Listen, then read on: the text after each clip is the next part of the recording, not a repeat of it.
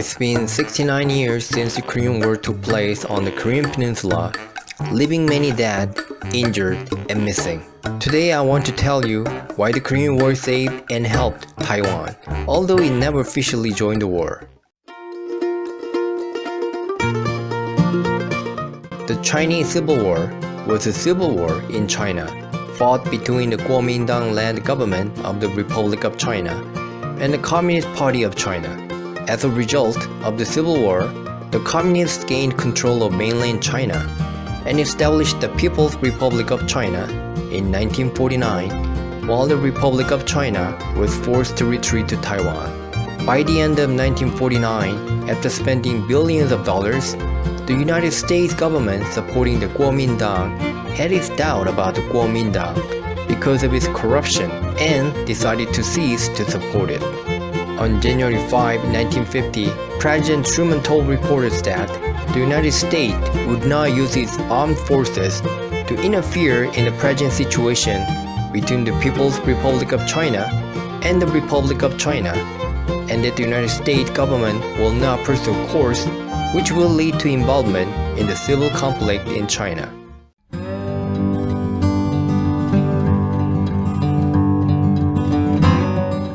And on January 12, 1950, Secretary of State Dean Acheson gave his famous speech at the National Press Club, Washington, D.C. He said that the United States would adhere to the principle of non-interference with respect to the Chinese affair, and that the American defense line in the Pacific was one that connected Alaska, the Japanese archipelago, Okinawa, and the Philippines, with the exclusion of South Korea and Taiwan as well from the American defense line in the Pacific zone.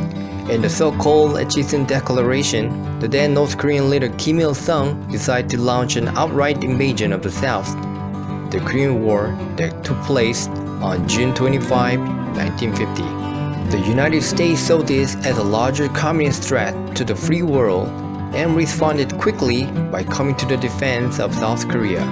This involvement would make the United States reverse its position on Taiwan in order to prevent the spread of global communism, which also affected the fate of Taiwan. Truman said, in these circumstances, the occupation of Formosa by communist forces would be a direct threat to the security of the Pacific area and to the United States forces performing their lawful and necessary function in that area. Accordingly, I have ordered the 7th Fleet to patrol the Taiwan Strait and prevent any attack on Formosa. In January 1951, military aid was provided for the Kuomintang with a joint defense and mutual aid agreement signed and a military consultant and regiment assigned to Taiwan. By the way, on June 29, 1950, the Taiwanese government led by Chiang Kai-shek contacted Washington saying they wanted to dispatch 33,000 soldiers to the Korean Peninsula.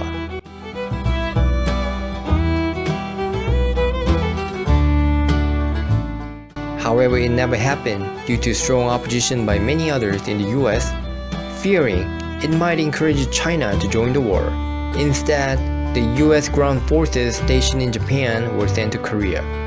However, unlike their anticipation, China joined the war, which prompted some overseas Chinese living in South Korea to serve as psychological warfare agents to encourage Chinese soldiers to surrender. The issue of Taiwan dispatching troops to Korea resurfaced in November 1950 when General MacArthur considered dispatching 50,000 to 60,000 Taiwanese soldiers to the Korean Peninsula.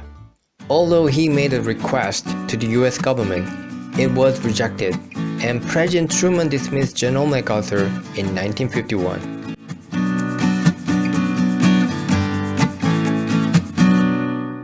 Many say Japan benefited vastly from the Korean War, but it also benefited Taiwan a lot. Most importantly, Chinese Communist attempt to invade Taiwan in 1949 was prevented after the Korean War took place. If you have any thoughts or opinions, please feel free to leave some comments here. Thank you for watching. Please like, subscribe, and share.